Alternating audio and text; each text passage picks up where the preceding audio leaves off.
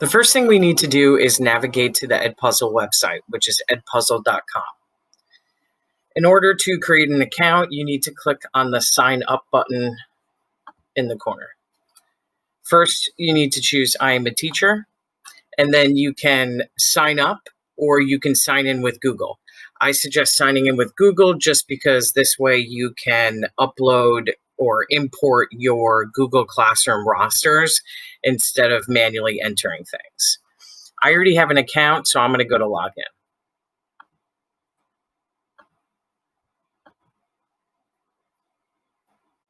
So first go to My Classes up in the corner here. I don't have any classes. If I did, they would be listed here. So if I want to add a class manually, I'm going to click on Add New Class.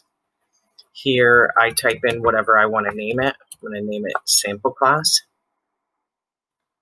Go to Create Class. And now I have a class named Sample Class. Now, in order to get students populated in here, the best way to do it is to go to this Invite Students. And now you have the code that you can share with your students.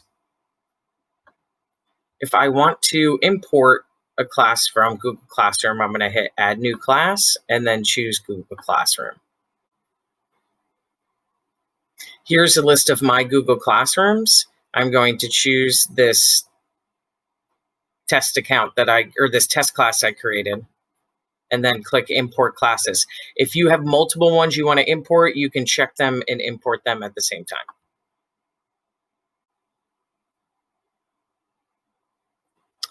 Now you can see on my Students tab that the 3 students that are in my Chromebook Ninja Google Classroom are there. So let's go back to the content. So we have many options here. First, we have My Content. Above that is a list of the school. So in my school, if there were other teachers who were using Edpuzzle, their content would be listed here.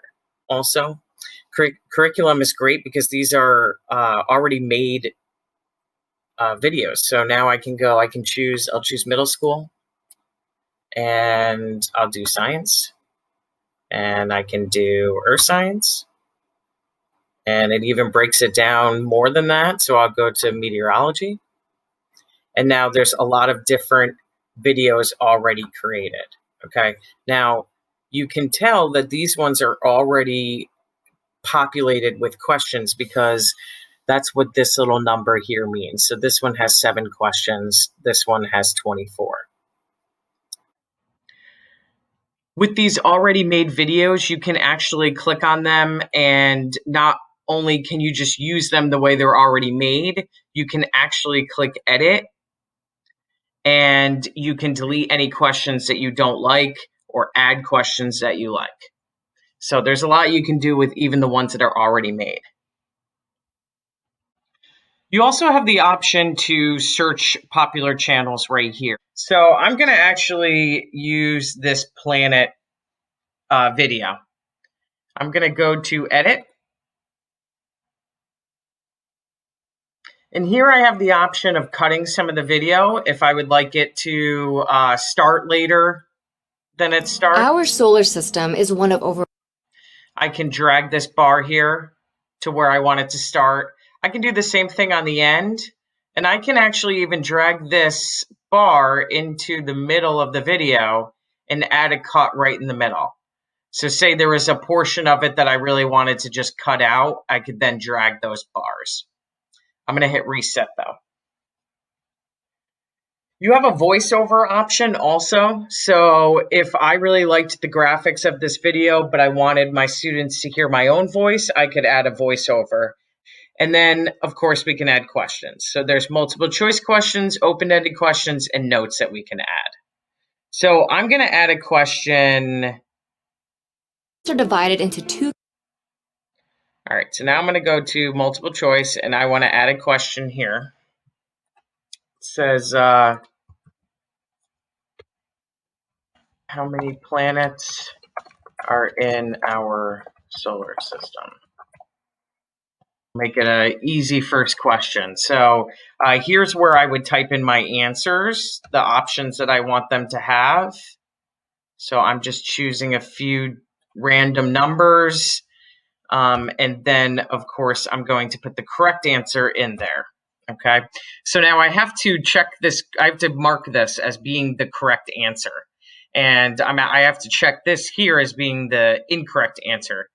You do have the option to give them a check that all that apply. So that's why they allow you to have two or multiple correct answers. So I want to add this question, so I'm just going to scroll down and hit save. Two categories based on their composition, terrestrial and Jovian. Now I want to add another question. Ice giants Uranus and Neptune. The slightly bigger of these ice giants, Uranus, is famous for rotating on its side. Next. All right, so now I will ask, what is Uranus known for? Okay, I'm going to put the correct answer first this time. Rotating on its side. And then I'll add a couple more. Hot temperature, which is completely wrong because it's one of the ice giants. And I'm going to add one more, so they have three choices they have to choose from. And this one I'll put being closest to the sun.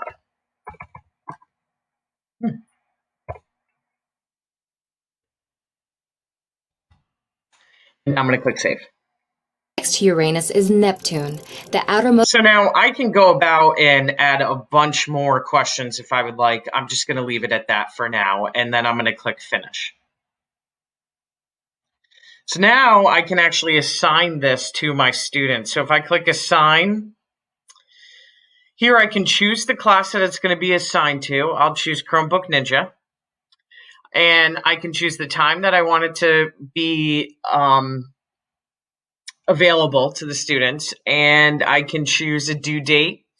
I can choose to prevent skipping so that they can't skip any of the video. They have to watch the whole thing. I can also turn on closed captioning, and I can turn this on so that it posts directly to my Google Classroom so that my students can see Mrs. Conley has added a new Edpuzzle assignment, and then just click assign.